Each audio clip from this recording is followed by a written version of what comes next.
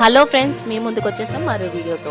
తెలంగాణ మంత్రి కొండా సురేఖ గారు చేసిన వ్యాఖ్యలపై టాలీవుడ్ సినీ నటుడు అక్కినేని నాగార్జున గారు పరువు నష్టం దావా కేసు వేశారు. ఈ మేరకు ఈ కేసుపై హైదరాబాద్లోని నాంపల్లి మనోరంజన్ కోర్టు సోమవారం విచారణకు చేపట్టిన సంగతి తెలిసిందే.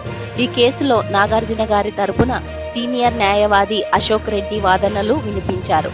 అయితే తన స్టేట్మెంట్ తెలిపేందుకు మంగళవారం కోర్టుకు రావాలని న్యాయస్థానం నాగార్జున గారిని ఆదేశించింది. నాగార్జున గారి వాంగ్మూలాన్ని రికార్డ్ చేయాలని కోర్టు ఆదేశించింది. దీంతో నేడు నాగార్జున గారు కోర్టుకు హాజరయ్యారు.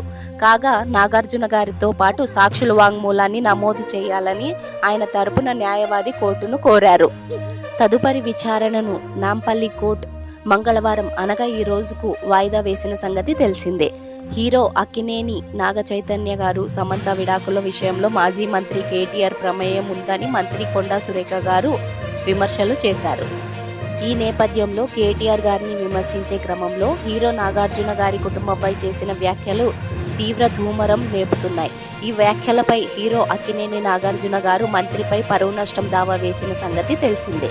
తన కుటుంబ సభ్యుల గౌరవాన్ని ప్రతిష్టను దెబ్బతీసేలా చేశారని ఆయన నాంపల్లి కోర్టును ఆశ్రయించారు.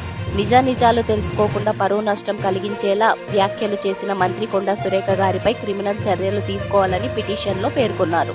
హీరో నాగార్జున గారు తన పరువును భంగం కలిగించిందంటూ కోర్టును ఆశ్రయించిన నేపథ్యంలో ప్రస్తుతం ఈ వ్యాజ్యంపై ఈరోజు కోర్టు ఎలాంటి నిర్ణయం తీసుకుంటుందనేదే ఆసక్తిగా మారింది. కొండా సురేఖ గారిపై చేసిన వ్యాఖ్యలపై నాగార్జున గారు సమంతతో పాటు సినీ రంగ ప్రముఖులంతా స్పందించారు. తమ రాజకీయ ప్రయోజనాల కోసం సినీ పరిశ్రమలోని వ్యక్తులను టార్గెట్ చేయడం సరికాదని పలువురు సినీ రంగ ప్రముఖులు ఆవేదన వ్యక్తం చేసిన విషయం తెలిసిందే.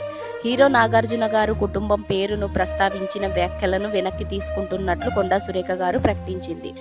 అయినప్పటికీ ఆమె చేసిన వ్యాఖ్యలు రాష్ట్ర వ్యాప్తంగా తీవ్ర ధూమరం రేపుతున్నాయి.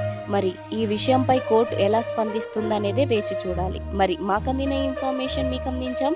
మా వీడియో మీకు నచ్చినట్లయితే లైక్, షేర్ చేసి సబ్స్క్రైబ్ చేసుకోండి.